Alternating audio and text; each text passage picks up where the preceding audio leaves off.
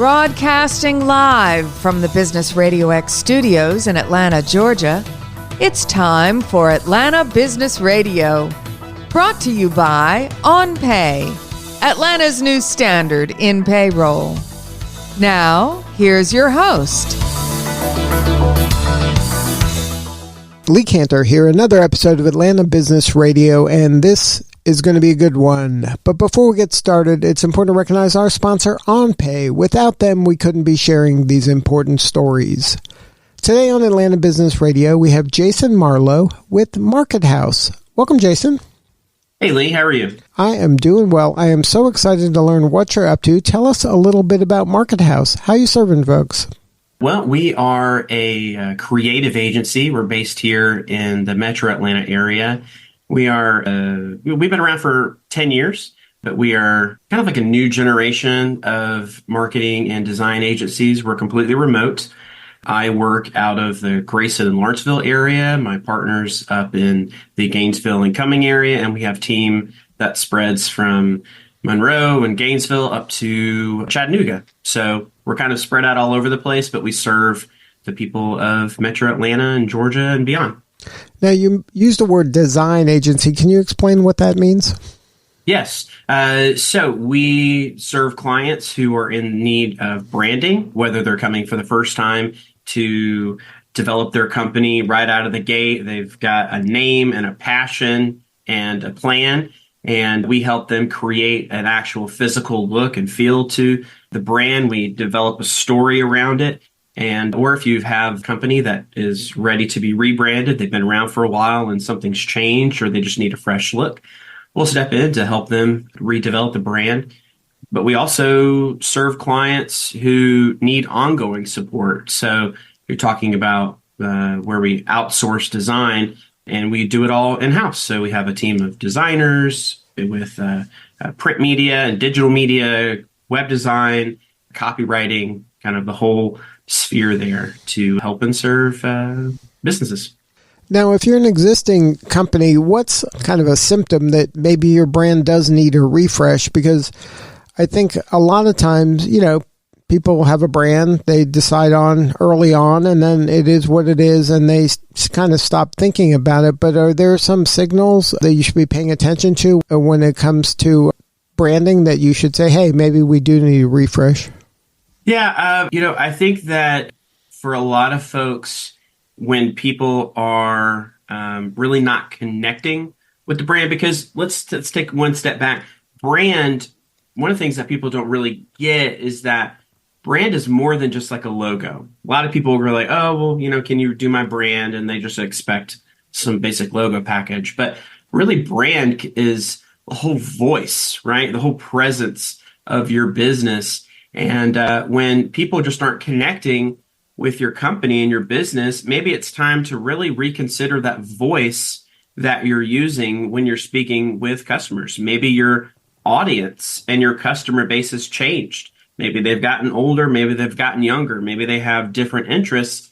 Maybe it's time to reposition yourself just because you're not connecting the way that you used to, right? Maybe your audience is dropping off. Maybe your sales are going down, and that's something symptomatic of something larger, right? So those are usually some of the bigger signals that we see people come in with. And I think that branding along with corporate culture are one of those things that they're going to happen whether you do something about them or not. So you might as well be proactive when it comes to them. Absolutely. Yeah. Being a part of your corporate culture is one of the kind of the key things with your brand. And unfortunately, a lot of folks, especially during a rebrand, you got to sit down and really explain to them what's going on. Because like I said, it's more than just creating a new design. Sometimes it's like, hey, listen, we're changing our messaging, right? We're not the company we were when we started 25, 30 years ago. We've changed. We've got our eyes set on something new. We might offer the same product, but we're going to go about it a completely different way. And so it's really important for all of the stakeholders in the company to really get behind the messaging. And that's one of the things that we help with consulting, after the brand has been developed, is really just trying to, make sure that on all levels, not just customer facing, but internally, internal acceptance of your brand is vital, paramount. Now, are there some things you can do to ensure that everybody's on message and that it is authentically yours and it is congruent with your values? Because especially if you have a team, and like even in your case where you have a team that people are all over the place and not physically together, sometimes each individual will kind of have a different understanding of the brand, and they may not be communicating it, all from the same song page. I think one of the things that you could share that we develop and other agencies develop is, to start with, is your brand guide. Because inside of that, once you've been rebranded and once things have been updated, there's stuff more than just the visual aspects and the logo and the colors, but there's voice, right? Like, how should we be talking with customers? What does our brand sound like? How are we engaging with customers? All of that should be part of your brand guide. And then, beyond that, it's having open discussions with the company. And it is, making sure that people understand where you're going. And that comes from the top down, So it might be the design team along with, your C-suite that's overseeing the brand, but it's really the top of the company really explaining what's up, what's going on. Now, have you ever had to have maybe kind of a difficult conversation with a client when it comes to this, where like they could think, hey, we're Nordstrom, but you look at them and you're like, no, you're Target. There's some incongruity in what you're saying and what you aspire to be and your behavior. Oh, yeah. I think one of the biggest things is a lot of companies want to start the branding process by stripping all of the brand assets and ideas away to some really basic point. So, for example, you have a company that comes in and they're like, you know what? Nike's got this brand recognition, right? Like, you just see that swoosh and people just know it's sports, it's running, it's everything. It's perseverance. It's, trying your best when it comes to, being an athlete. It's all of these different aspects, but you got to get there. So like, I had a client who was like, I really like this branding of XYZ, but I prefer how they leave their name off of it. And I was like, well, you probably should leave your name on it because you're not at that level yet. And I like to preface it with yet because, you have no idea how high a business is going to fly. And, but the big thing is you got to take your steps. And so a brand can be distilled eventually down to something very simple as a swoosh. But before you get there, it needs to live with Nike first, So you gotta be around for a minute. You gotta really push your brand. You gotta promote yourself. You gotta market. You gotta campaign before you have that kind of household recognition, which is what a lot of people really, they go in wanting. And it's kind of like a baby step thing. And it's one of those things that it takes time, and it takes time and money. Like you can't call yourself Google without spending money. Like it costs money to call yourself a made up name without explaining what that means. Right. Yes. Branding is expensive. Branding's expensive because it's a process so far beyond just making a logo. If you want a logo and you don't want to put any kind of thought behind it, you just say, hey, I want a logo and it looks like the widget that I sell. Okay, great. Go to Fiverr. There are marketplaces for that, right? 99 cents. There are places where you can go and do that.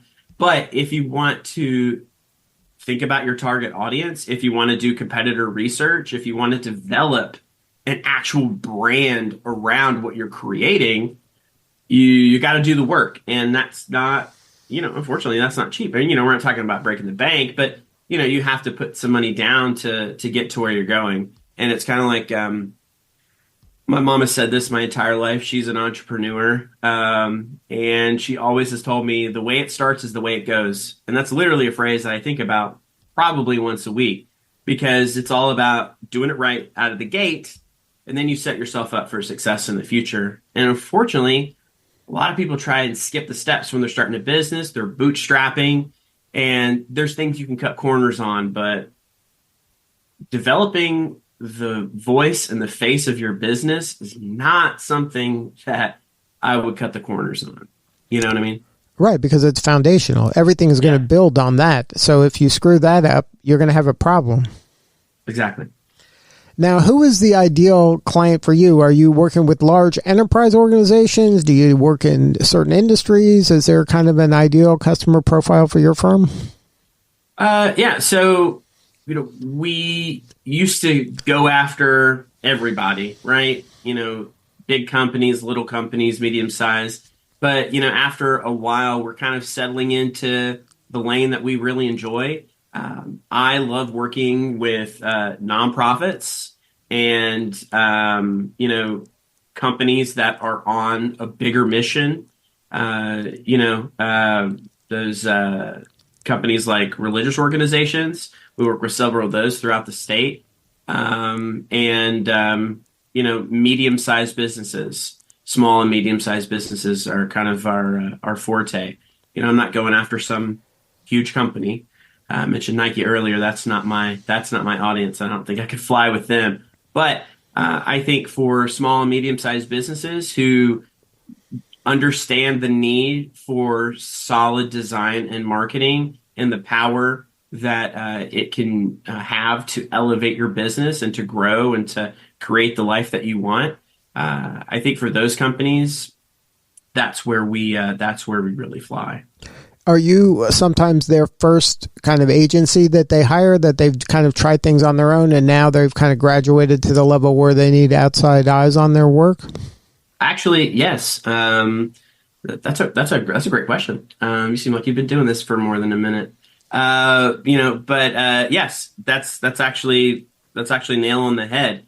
A lot of folks try and do it themselves because they're looking to save money. Or they don't want to have to hire somebody, or they just want to be able to do it themselves. And they realize, what, I can't do it myself. Sometimes it's more of a case of they have the skill set to do it, and so they just think that they can take on something else. But they know that their time is better spent growing the business, and our time is better spent helping them, have the tools to do that. Is there a story you can share of maybe a client that you work with? You don't have to name their name, but maybe share the problem that they had and how you help them get to a new level? Yeah, for sure. We've got a great client we work with now. They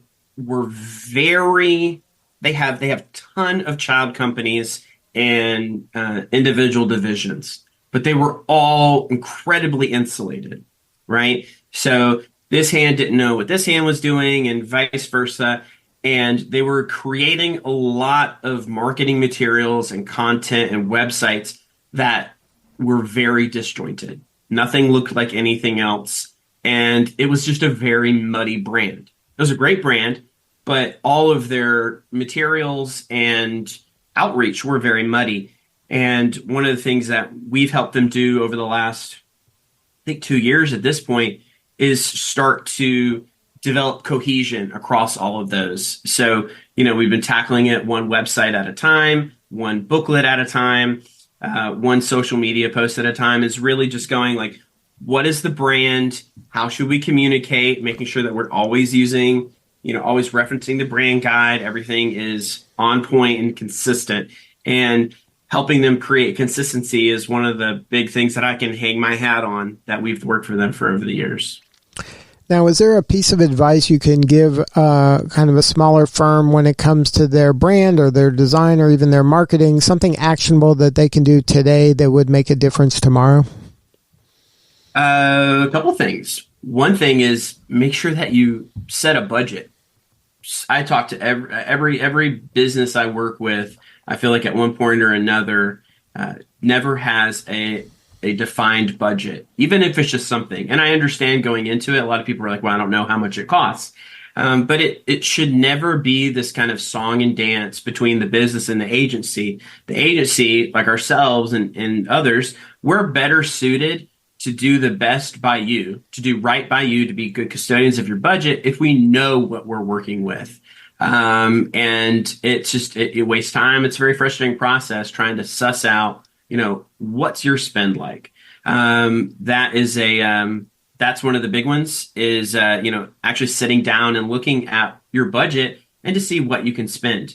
I would also say that, sitting down and looking at your brand guide, if you have one, or kind of creating like, okay, this is our logo, these are our colors, these are our fonts. Just go super, super basic and say, this is what we should be doing. And then looking at the materials that you're putting out, go over to sales and say, let me see your one sheets, right? Sales, send me all of your one sheets that you're sending out. Hey, HR, what kind of stuff are we posting online? Looking over at maybe your customer service team or your account manager, like, hey, what are you mailing out to customers? And, talk to somebody else, be like, hey, send me your email signature, right? So step back, take a look at what you should be doing, and then have everybody send to you what you're actually doing and really go, is what we're doing matching what we should be doing? And I will tell you that there will be incongruity there 99 times out of 100. Now, if somebody wants to learn more about your agency or have a more substantive conversation with you or somebody on the team, what's the website? What's the best way to connect? Yeah, we are online at mkt.house. Yes, that is .house, not .com. It's mkt.house. And you can find us on there. We have all of our services detailed out. You can live chat with us. You can give us a call. We are available that way. You can shoot me an email at jason@mkt.house. Any way that you can get in touch with us, we'll be happy to connect with you, talk, and give you a free consult and see how we can help you grow. Well, Jason, thank you so much for sharing your story today. You're doing such important work, and we appreciate you. Yeah, thank you, Lee. Thank you for having me. All right, this is Lee Cantor. We'll see you all next time on Atlanta Business Radio.